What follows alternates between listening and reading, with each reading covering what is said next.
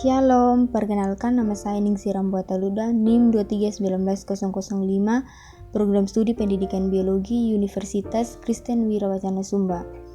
Tujuan pembuatan video ini untuk memenuhi tugas ujian akhir semester mata kuliah Biologi Sel dengan dosen pengampu Fidriana Oktoviana Bano, SSI, MPD. Adapun pokok materi yang akan dibahas, pertama siklus hidup sel secara umum, kedua tahap interfase, ketiga mitosis sel dan tahap-tahap terjadinya, yang terakhir meiosis sel dan tahap-tahap terjadinya. Pertama, siklus hidup sel secara umum. Siklus sel adalah kegiatan yang terjadi dari satu pembelahan sel ke pembelahan berikutnya. Siklus sel sendiri meliputi pertambahan massa, duplikasi bahan genetis yang dikenal dengan interfase, dan pembelahan sel. Kedua, tahap interfase. Interfase adalah proses persiapan dan penimbunan energi oleh sel untuk melakukan pembelahan. Tahap interfase terbagi atas 3 fase, yaitu fase G1 atau GAP pertama, fase S atau sintesis, dan fase G2 atau GAP 2. Pertama, fase G1 disebut juga dengan fase pertumbuhan dan perkembangan sel.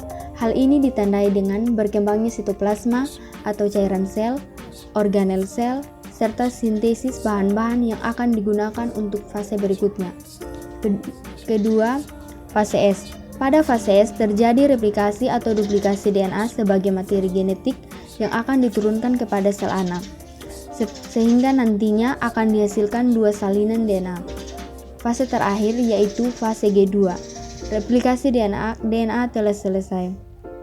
Pada fase ini terjadi peningkatan sintesis protein sebagai tahap akhir persiapan sel untuk melakukan pembelahan.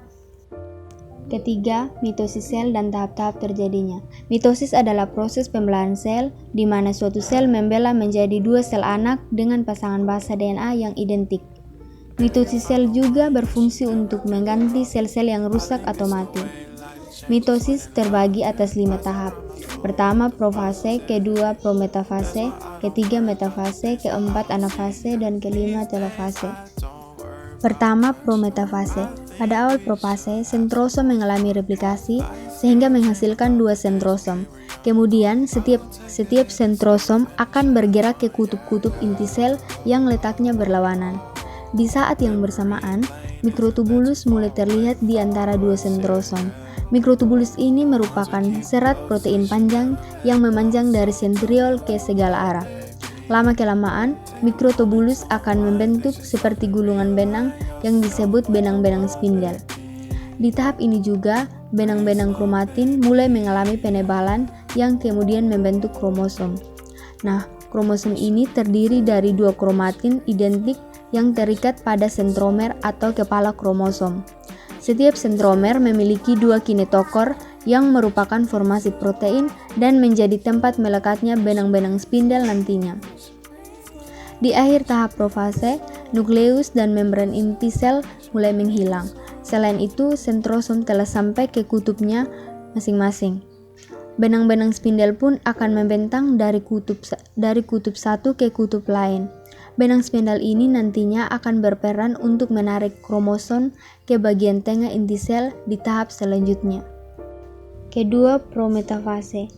Prometafase ialah pecahnya selubung inti menyebabkan mikrotubula yang tadinya berada di luar inti dapat memasuki daerah inti. Ketiga, metafase. Pada tahap ini, nukleus dan membran inti sel sudah mulai terlihat. Masing-masing kinetokor pada sentromer dihubungkan ke satu sentromer oleh benang-benang spindel. Kemudian pasangan kromatid bergerak ke bagian tengah inti sel atau bidang ekuator dan membentuk lempeng metafase. Keempat, anafase. Tahap anafase ditandai dengan pemisahan kromatid dari bagian sentromer yang kemudian membentuk kromosom baru. Masing-masing kromosom ditarik oleh benang-benang spindel menuju kutub yang berlawanan. Jumlah kromosom yang menuju ke kutub yang satu akan sama dengan jumlah kromosom yang menuju ke kutub lainnya. Nah, pada tahap akhir anafase, kromosom hampir sampai ke kutubnya masing-masing. Selain itu, sitokinesis juga mulai terjadi. Sebelum itu perlu kita ketahui bahwa sitokinesis merupakan fase pembelahan atau pemisahan sitoplasma, organel, dan membran seluler. Pembelahan ini dimulai dari pinggir sel atau membran sel menuju ke bagian tengah sel, sehingga akan menghasilkan dua sel yang disebut sel anakan. Yang terakhir, telofase. Pada tahap ini, kromosom telah sampai di kutubnya masing-masing. Benang-benang spindel mulai menghilang dan membran inti sel juga mulai terbentuk di antara dua kelompok kromosom yang terpisah. Kromosom semakin lama akan menipis dan berubah menjadi benang-benang kromosom kembali. Kemudian, sitokinesis telah selesai.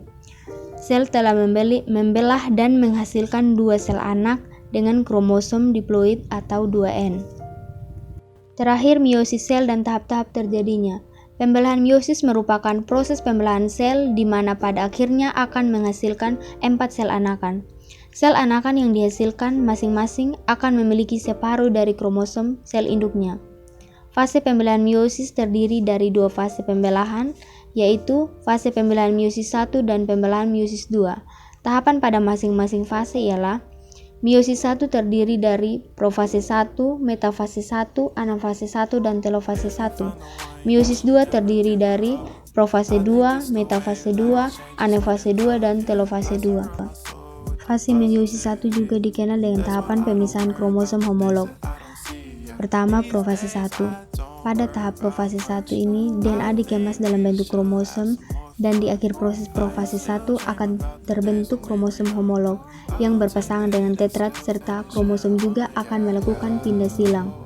Profase ini terdiri dari beberapa tahapan, yaitu leptonema adalah tahapan terjadinya penggandaan kromosom. Tahapan ini diawali dengan adanya benang-benang kromatin yang memendek dan menebal. Berikutnya, zigonema. Zigonema adalah tahapan di mana sentromer akan membelah menjadi dua, setelah itu bergerak ke arah kutub yang berlawanan. Kromosom yang sama bentuknya atau kromosom homolog berdekatan atau bergandengan. Berikutnya, pakinema. Pakinema adalah tahapan terjadinya suatu penampakan visual untuk pertama kalinya. Berikutnya, diplonema. Diplonema adalah tahapan di mana kromatid pada masing-masing belahan kromosom akan memendek dan membesar. Pada tahapan ini juga merupakan tempat terjadinya pindah silang. Dan terakhir, diagnesis. Diagnesis adalah tahapan terbentuknya benang-benang spindel duoksentriol sampai pada kutub yang berlawanan. Pada tahap ini juga akan terjadi nukleolus dan membran nukleus menghilang. Kedua, metafase 2. Pada tahap ini, kromosom akan bergerak menuju bidang ekuator yang dimana kromosom dengan sifat homolog tetap saling bergandengan. Tahapan ini juga akan terlihat bahwa susunan kromosom akan terlihat dalam struktur tetrat. Ketiga, anafase 1. Tahapan ini terlihat bahwa kromosom homolog berpisah menuju ke kutub yang saling berlawanan dan proses ini tanpa pemisahan sentromer.